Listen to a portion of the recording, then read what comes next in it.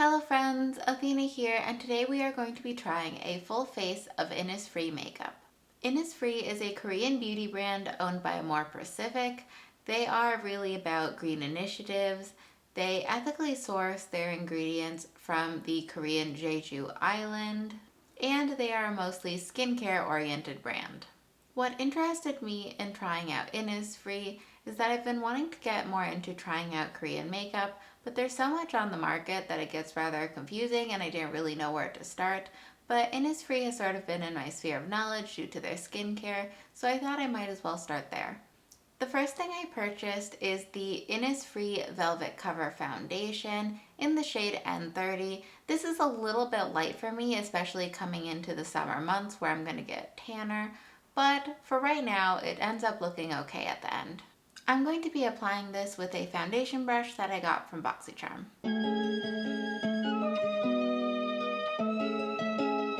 This is supposed to be a high coverage foundation according to the claims that helps give the skin a smooth appearance.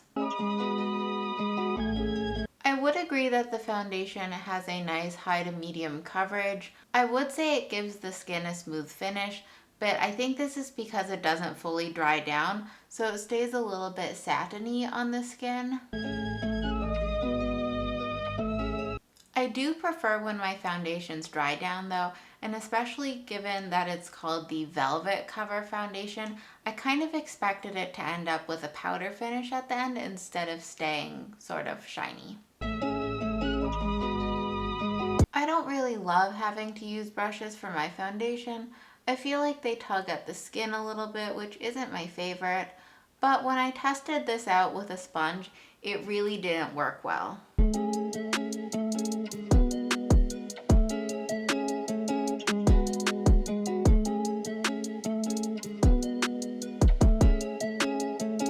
Oddly enough, when I tried blending this out with a sponge, I felt that the foundation stuck to the parts of my skin that have the most texture, like around my mouth and in my nose folds, but it didn't stick to the planes of my face that were the smoothest, like my cheeks, and getting an even distribution of pigmentation across them was really difficult when I tried this with a sponge.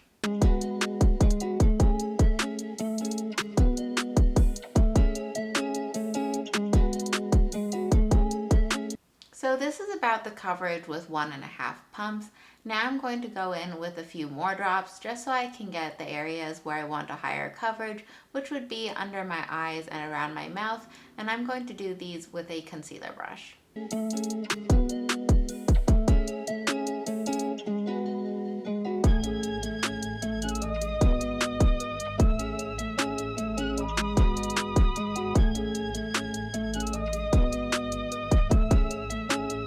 As you can see, this doesn't really dry down to what I would consider a velvet finish. In my opinion, it still looks rather satiny or dewy on the skin.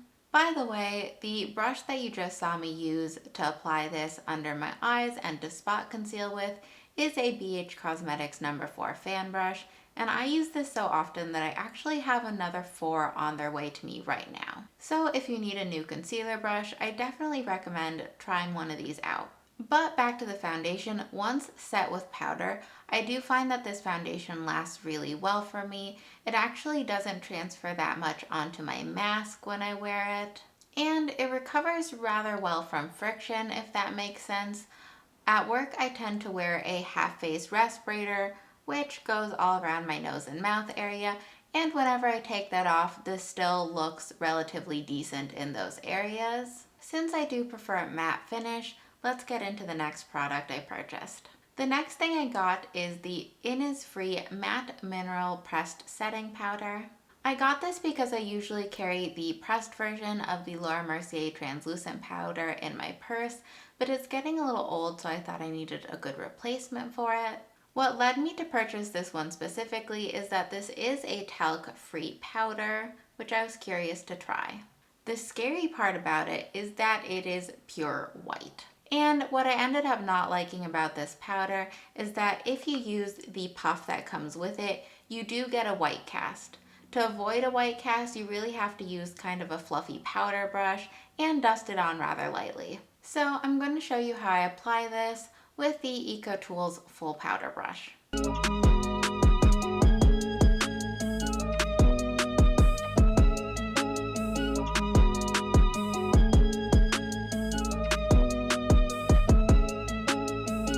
As you could probably tell, I did mostly powder my T-zone and a little bit under the eyes, but I tried to avoid the cheek area because we do have some cream products to try as well.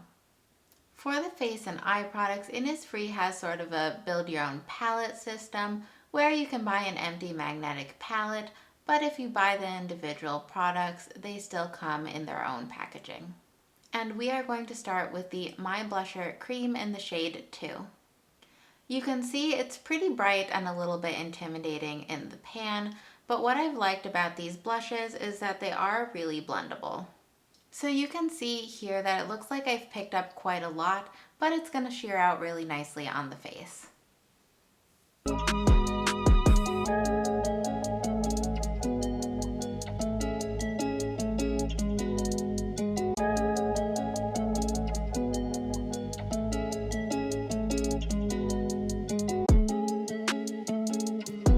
As you can see, that sheared out and blended out really nicely onto the skin. This can be a pro or a con. Personally, I like it because I think it makes a very intimidating looking color, far less intimidating once you get it on your skin, but it could be a con if you wanted it to be as pigmented as it looks in the pan and it shears out to such a slight wash of color. The highlighter I got is the My Highlighter Cream in the shade 1. So the highlighter is a pure white highlighter and it really goes on and stays on as more of a balm. Neither the cream blush or highlighter dry down to a powder finish, which I didn't really love about them. It doesn't make them very transfer proof. You will see these on your mask as you're wearing it around, and they do fade a little bit.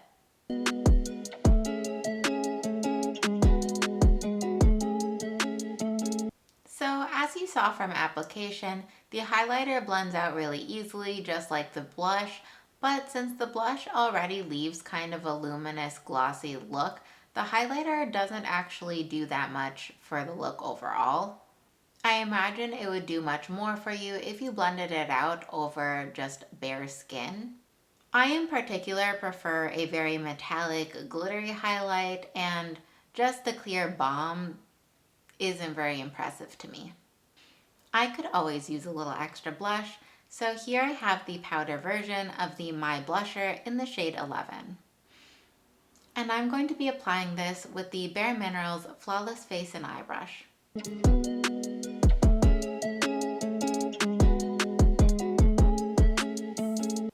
And this one is a matte blush. It's pretty average for a blush. Looks very pretty on the skin. It's a very fine powder, but I wouldn't consider it something special. I also found the shades that they offer on Innisfree to be pretty neutral and natural looking, so you're not going to get like a real pop of color blush from them. The last face product I purchased is the My Contouring Powder in the shade 3. If you're one of those people that wants a true cool toned contour powder and you dislike using the warmer toned bronzers in your contour area, you're going to really love this powder. To me, this is a truly beautiful contour shade. It's cool toned, I find it deep enough for my skin tone, and I really think it enhances bone structure rather nicely and naturally when used in a contouring capacity.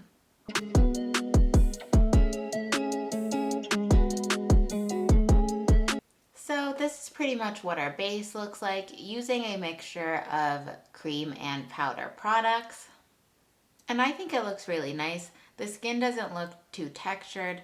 It's not clinging in any particular place in an unflattering way. And I know it's going to last relatively well. So after playing around with the eyeshadows a little bit, I think this is the look I'm going to do for you guys. I'm going to start out by putting matte shade number 33 through my crease using a generic blending brush. I'm also going to apply this to my lower lash line using an angled brush, which is a Moda Pro BMX 498.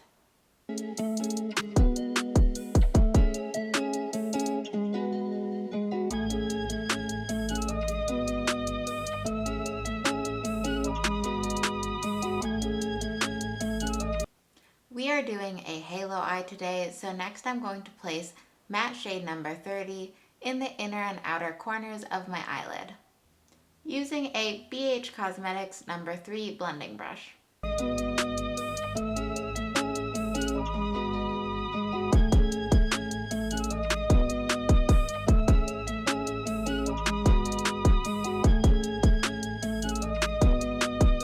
I'm going to place glitter shade number 15 at the center of my lid in the spot that I've left open for it, but before that I'm going to apply some glitter glue.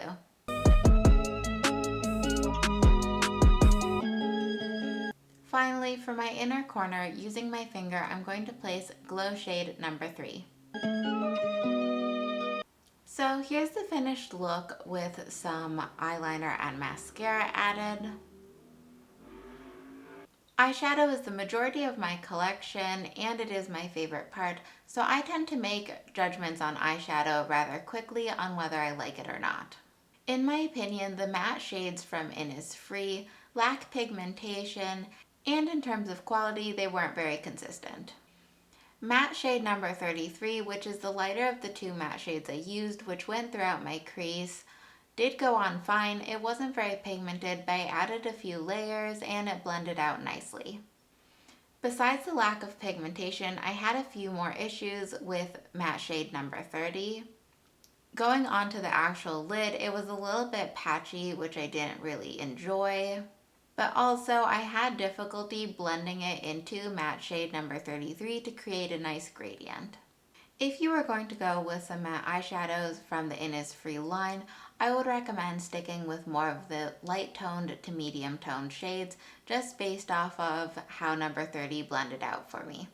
I did find I enjoyed both the glitter and glow formulas, although I do find the effect on the eye to be very, very similar. These are both the sort of chunky type of metallic eyeshadow that gives a really nice metallic shine to the lid with a little bit of micro glitter added in. However, I don't know if I would consider the colors to be true to pan for the glitter and glow formula. I find the majority of what I'm getting is metallic gold reflect versus what I actually thought I'd be getting based on the pan color.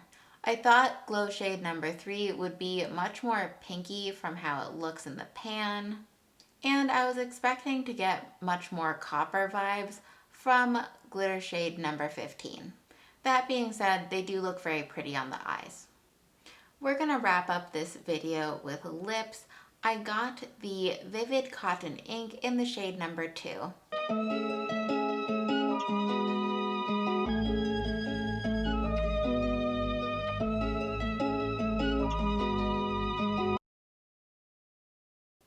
So this is the finished look with the lip applied. And I gotta say, I'm kind of weirded out by this lip application.